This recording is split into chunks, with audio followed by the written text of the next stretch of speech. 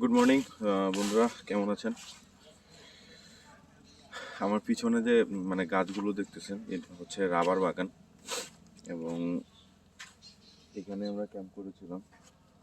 আমি আপনাদেরকে দেখাই একটু। অলমোস্ট প্রায় এই সিরিয়ালে 100+ বাইক ছিল সকালবেলা, এবং মাঝরাত্রে অনেকে চলে গেছেন। আর এটা হচ্ছে ফুল ক্যাম্প সাইট, আমরা এখানে করেছি। আর এই হচ্ছে রাবার বাগান, দেখেন ধুধু শুধু গাছ আর গাছ।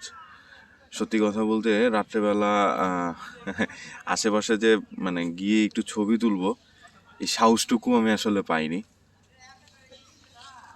রাবার বাগানের এইখান থেকে মূলত রাবার তৈরি হয়। আমরা যে ইলাস্টিকগুলো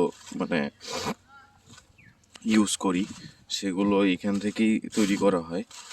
বেশ কয়েকটা রাবার বাগান আছে, যেমন এই যে দেখেন, এই গাছের কষগুলো যে পড়তেছে, এই যে কষ, এগুলো দিয়েই এগুলো বিভিন্নভাবে প্রসেসিং করে আর কি রাবার তৈরি করা হয়।